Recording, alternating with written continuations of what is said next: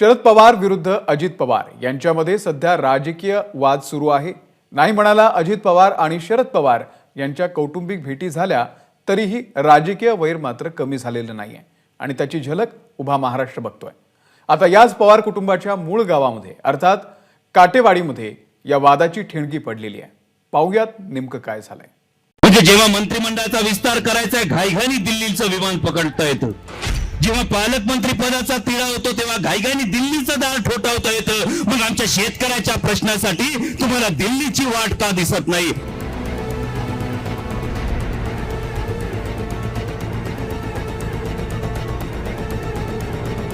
शंभर दिवस शेळी बनून जगण्यापेक्षा एक दिवस वाघ होऊन जगा।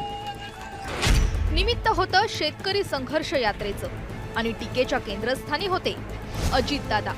शेतकऱ्यांच्या प्रश्नावरून अमोल कोल्हेंची गाडी घसरली ती अजितदादांच्या बंडावर। सरकारला मात्र फक्त जाहिरातबाजीमध्ये इंटरेस्ट आहे। सगळा पैसा हा जाहिरातीवर खर्च करायचा आहे, सगळा पैसा हा उद्योगपतींचं भलं करायचं आहे। आणि हे असं करत असताना अनेकांनी प्रश्न विचारला, का संघर्ष करताय, कशासाठी? जेव्हा प्रत्येक जण टीका करायला लागला, अनेकांनी अनेक वेगवेगळी टीका केली। त्या टीकेविषयी फार काही बोलणार नाही, पण आदरणीय हिंदू हृदय सम्राट शिवसेना प्रमुख बाळासाहेब ठाकरेंची एक शिकवण होती, राऊत साहेब।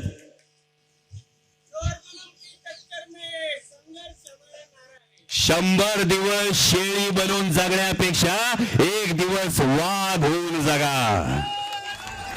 शेतकरी आक्रोश यात्रेच्या पहिल्या दिवसापासूनच अजितदादा विरुद्ध अमोल कोल्हे हा वादाचा नवा अंक पाहायला मिळाला होता। तेव्हा निमित्त होतं ते शिरूर लोकसभा मतदारसंघाचं। या मतदारसंघात निवडून येणारच असं चॅलेंज अजितदादांनी दिलं, जे स्वीकारून कोल्हेंनी प्रतिआव्हान दिलंय। 8 डिसेंबरला कांद्याची निर्यात बंदी झाली, आज 23वा दिवस आहे। या 23 दिवसात महाराष्ट्र सरकारमधल्या एकाही प्रमुख नेत्यानं केंद्राला नजरेला नजर भिडवून का आमच्या शेतकऱ्यांच्या कांद्याची नासाडी करताय, का आमच्या शेतकऱ्यांच्या ताटात माती कालवताय हा सवाल विचारण्याचं धारिष्ठ दाखवलं नाही। आणि म्हणून हा आक्रोश मोर्चा काढावा लागतो। का महाराष्ट्रातले नेते हा प्रश्न विचारत नाही जे आज सत्तेत बसलेत? म्हणजे जेव्हा मंत्रिमंडळाचा विस्तार करायचा आहे घाईघाईने दिल्लीचं विमान पकडता येतं, जेव्हा पालकमंत्री पदाचा तिढा होतो तेव्हा घाईघाईने दिल्लीचं दार ठोठावता येतं। मग आमच्या शेतकऱ्याच्या प्रश्नासाठी तुम्हाला दिल्लीची वाट का दिसत नाही? हा कळीचा मुद्दा आहे। आक्रोश यात्रेची सर्वाधिक चर्चा झाली ती बारामती। काटेवाडीतूनच कोल्हेंनी अजितदादांवर निशाणा साधला। मीडियाच्या माझ्या मित्रांची अस्वस्थता माझ्या नजरेत येत होती। म्हणजे एवढं सगळं घडल्यानंतर अमोल कोल्हे बारामतीत येणार,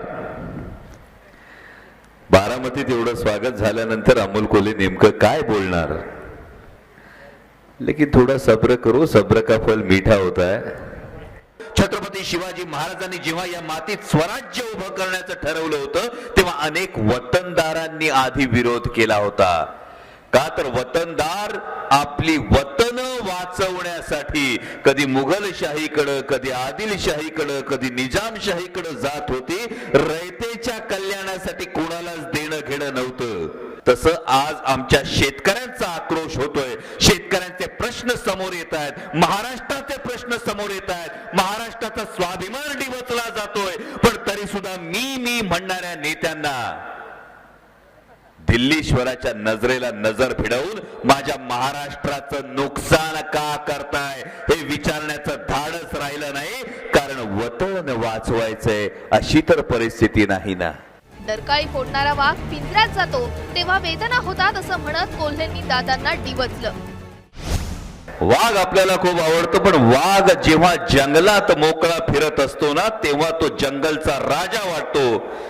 जेव्हा सर्कशीमध्ये रिंग मास्टरच्या इशाऱ्यावर वाघ कसरती करतो ना तेव्हा काळजाला घरं पडतात की अरे ज्या वाघावर मी जीवापाड प्रेम केलं त्याला रिंग मास्टरच्या इशाऱ्यांवर चालावं लागतं। असंच महाराष्ट्राच्या हितासाठी वाघासारखी डरकाळी फोडणारे जेव्हा दिल्लीच्या इशाऱ्यावर तोंडातून शब्द काढत नाहीत तेव्हा ही भावना मनात नक्की जागी होते।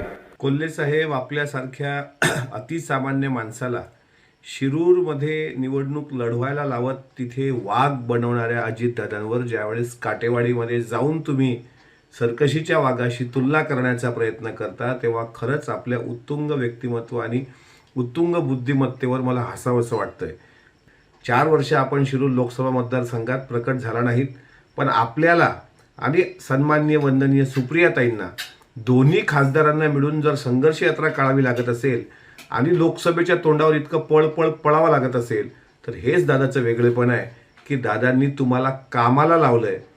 शेतकरी आक्रोश यात्रेतून आता नवा संघर्ष पेटलाय. आता कोल्हेंच्या या टीकांना अजितदादा काय उत्तर देतात हे पाहणं महत्त्वाचं असेल. मंदार गोंजारीसह ब्युरो रिपोर्ट, एबीपी माझा, पुणे. एबीपी माझा, उघडा डोळे बघा नीट.